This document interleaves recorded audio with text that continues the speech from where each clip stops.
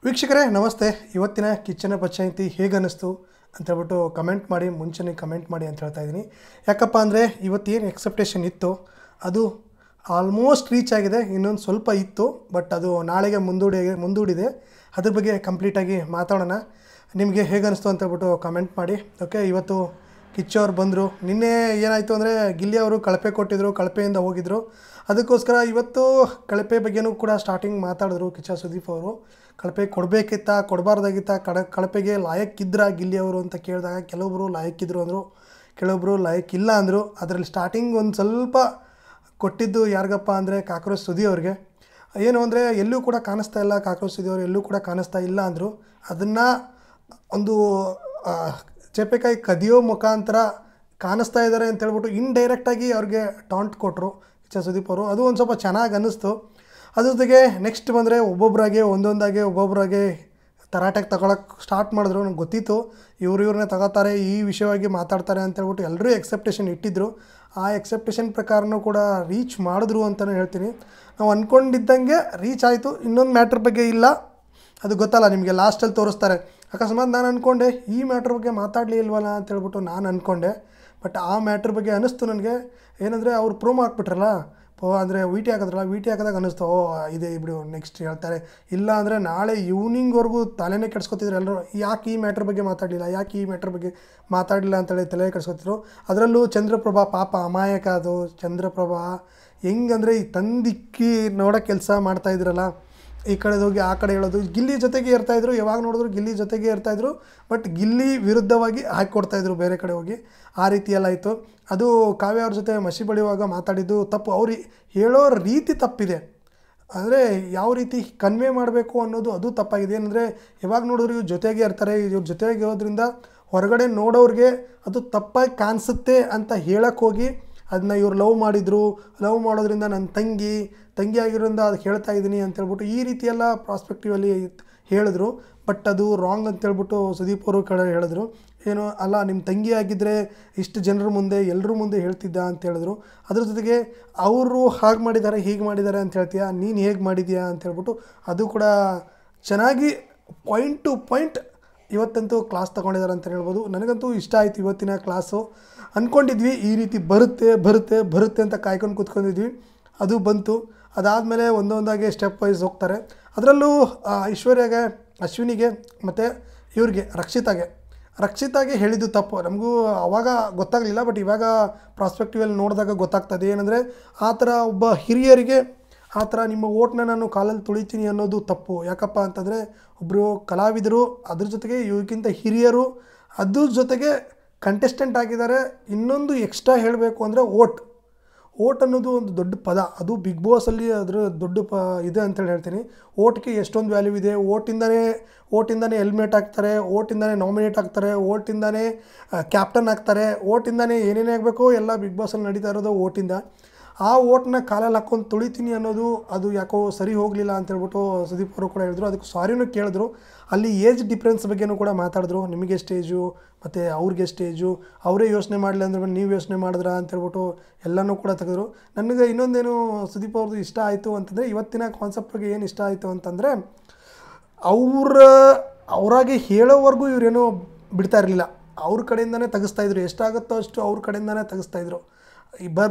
ಬರಲಿ ಅಂತ ಕಾಯ್ತಾಯಿದ್ರು. ಯಾವಾಗ ಬರುತ್ತೋ ಅಲ್ಲೇ ಕ್ಯಾಚಾಗಿ ಹಿಡ್ಕೊಂಡು ಅದ್ರ ಬಗ್ಗೆ ಮುಂದೆ ಎಕ್ಸ್ಪ್ಲೇನ್ ಮಾಡ್ತಾ ಹೋದರು. ಅಶ್ವಿನಿ ಅವ್ರಿಗೆ ಸ್ಟಾರ್ಟಿಂಗು ಕಲಾವಿದರಿಗೆ ಚಪ್ಪಲಿ ತೋರಿಸಿದ್ರು, ಕಲಾವಿದರನ್ನ ತುಳಿತೀನಿ ಅಂತ ಹೇಳಿದ್ರು. ಈ ರೀತಿ ಆ ರೀತಿ ಅಂತ ಹೇಳ್ಬಿಟ್ಟು ಏನೋ ಪ್ರಾಸ್ಪೆಕ್ಟಿವಲ್ಲಿ ಮಾತಾಡಿದರು. ಅದಕ್ಕೆ ಕೊನೆಗೂ ಇತ್ಯರ್ಥ ಆಯಿತು ಅಂತಲೇ ಹೇಳ್ಬೋದು. ಅದಕ್ಕೂ ಫಸ್ಟ್ನೇದಕ್ಕೂ ಸೆಕೆಂಡ್ವರೆಗೂ, ಅದಕ್ಕೆ ಅಂದರೆ ತುಳಿತೀನಿ ಅನ್ನೋದಕ್ಕೂ ಅದ್ರ ಜೊತೆಗೆ ನೀವು ನಾಟಕ ಮಾಡ್ತೀರಾ ಅಂದರೆ ನಿಮ್ಮ ಧಾರಾವಾಹಿಯಲ್ಲಿ ನಾಟಕ ಮಾಡೋದು ಇಲ್ಲಿ ಅಲ್ಲ ಅಂತ ಹೇಳ್ಬಿಟ್ಟು ಆ ರೀತಿ ಹೇಳಿದ್ದನ್ನು ಇವರು ಉಲ್ಟಾ ತಿಳ್ಕೊಂಡು, ಅದು ಕಲಾವಿದರಿಗೆ ಆದ ರೀತಿ ಬೇರೆ, ಬಟ್ ಈ ರೀತಿ ಬೇರೆ. ಇಲ್ಲಿ 3 ನಿಮಿಷ ಡಿಫ್ರೆನ್ಸ್ ಇದೆ ಅಂತ ಹೇಳಿದ್ರು. ಬಟ್ ಇಲ್ಲೆಲ್ಲೂ ಕೂಡ ಕಲಾವಿದರು ಅಂತಲೂ ಯೂಸ್ ಮಾಡಿಲ್ಲ, ಧಾರಾವಾಹಿಯವರು ಅಂತೂ ಯೂಸ್ ಮಾಡಿಲ್ಲ, ಯಾವುದೇ ರೀತಿ ಯೂಸ್ ಮಾಡಿಲ್ಲ. ಅವ್ರು ಹೇಳಿರೋದು ಒಬ್ಬ ಕಂಟೆಸ್ಟೆಂಟ್ಗೆ, ಅಪೋಸಿಟ್ ಇರುವಂಥ ಕಂಟೆಸ್ಟೆಂಟ್ಗೆ ಯೂಸ್ ಮಾಡಿರುವಂಥ ಪದ.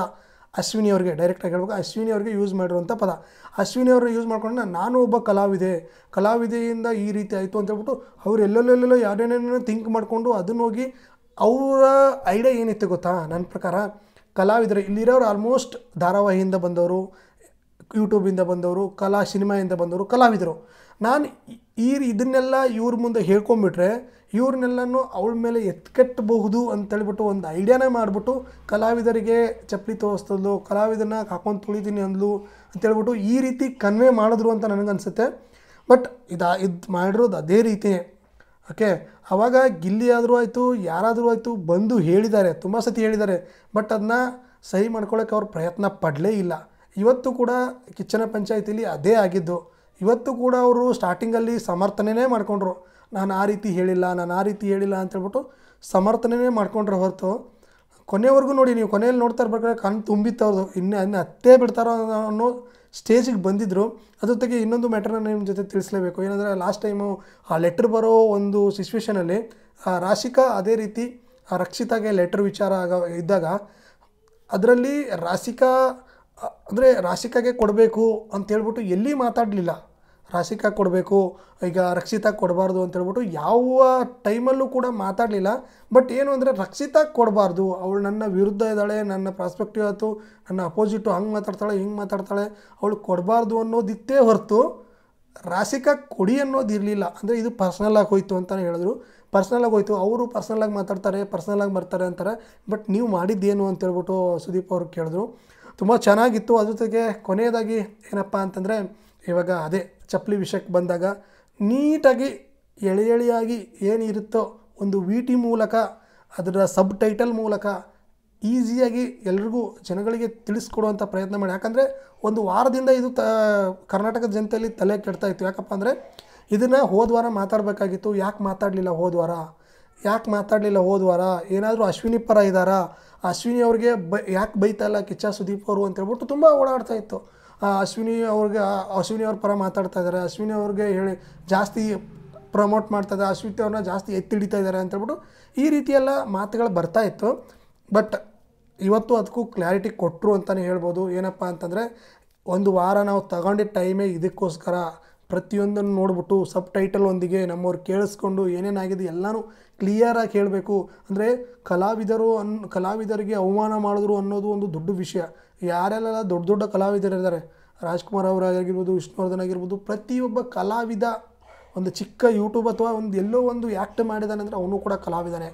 ಅವ್ರಿಗೆ ಅವಮಾನ ಮಾಡಿದ್ರು ಅಂತ ಹೇಳಿದ್ರೆ ಅದು ಚಿಕ್ಕ ಮ್ಯಾಟ್ರ್ ಅಲ್ಲ. ಅದನ್ನು ದೊಡ್ಡದಾಗಿ ಹೇಳಿಬಿಟ್ಟು ಈ ರೀತಿ ಮಾಡಿದ್ರಲ್ಲ ಅಂತ ಹೇಳ್ಬಿಟ್ಟು ಇದನ್ನು ಎಳೆಯಾಗಿ ಬಿಚ್ಚಿಬಿಟ್ಟು ಚೆನ್ನಾಗಿ ಹೇಳಿದ್ರು. ಇವತ್ತಿನ ಪ್ರೋಮೋ ನನಗಿಷ್ಟ ಆಯಿತು.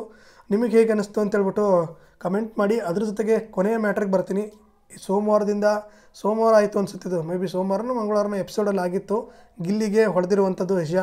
ಈ ಮ್ಯಾಟ್ರ್ ಯಾಕೆ ಬರ್ತಾಯಿಲ್ಲ, ಇನ್ನೂ ಟೈಮ್ ಆಯ್ತಲ್ವ, ಯಾಕೆ ಬಂದಿಲ್ಲ ಈ ಮ್ಯಾಟ್ರು ಅಂತೇಳ್ಬಿಟ್ಟು ನಾನು ವೇಟ್ ಮಾಡ್ತಾಯಿದ್ದೆ, ನೀವು ವೇಟ್ ಮಾಡ್ತಾಯಿದ್ದೀರ ಅಂತ ಅಂದ್ಕೊಂಡಿದ್ದೀನಿ.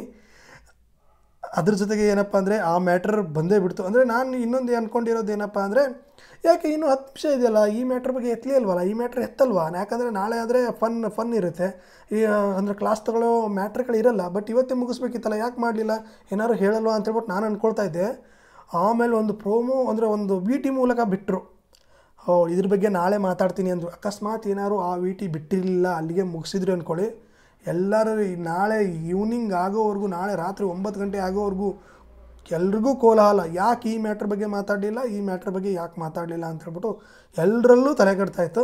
ಬಟ್ ಅದಕ್ಕೊಂದು VT ಕೊಟ್ಟು ಒಂದು ಕ್ಲಿಯರ್ ಕಟ್ಟಾಗಿ ಹೇಳಿದ್ದಾರೆ, ನಾಳೆ ಕ್ಲಾಸ್ ಇದೆ ರಿಷಾಗೆ ಅಂತ. ಓಕೆ, ಇವತ್ತು ಅಶ್ವಿನಿ ಅವ್ರಿಗೆ ಕ್ಲಾಸ್ ತೊಗೊಂಡಿದ್ದು, ಚಂದ್ರಪ್ರಭಾಗೆ ಕ್ಲಾಸ್ ತೊಗೊಂಡಿದ್ದು, ಅದೇ ರೀತಿ ಕಾಕ್ರೋಚ್ ಸುದಿಗೆ ಕ್ಲಾಸ್ ತೊಗೊಂಡಿದ್ದು. ನಿಮಗೆ ಹೇಗೆ ಅನ್ನಿಸ್ತು ಕಮೆಂಟ್ ಮೂಲಕ ತಿಳಿಸಿ. ಮತ್ತು ನಾಳೆ ರಿಷಾ ಅವ್ರಿಗೆ ಕಾದಿದೆ ಮಾರಿ ಹಬ್ಬ ಅಂತ ಹೇಳ್ತಾ ಮತ್ತು ಮುಂದಿನ ವಿಡಿಯೋದಲ್ಲಿ ಸಿಗೋಣ. ಇವತ್ತಿನ ಕಿಚ್ಚನ ಪಂಚಾಯಿತಿ ಹೋದ ವಾರ ಏನು ಸಪ್ಪೆ ಅಂತ ಇದ್ದರು, ಅವ್ರಿಗೆ ಕ್ಲಿಯರಾಗಿ ಎಳೆಯಾಗಿ ಪ್ರತಿಯೊಂದು ತಿಳಿಸಿದ್ದಾರೆ.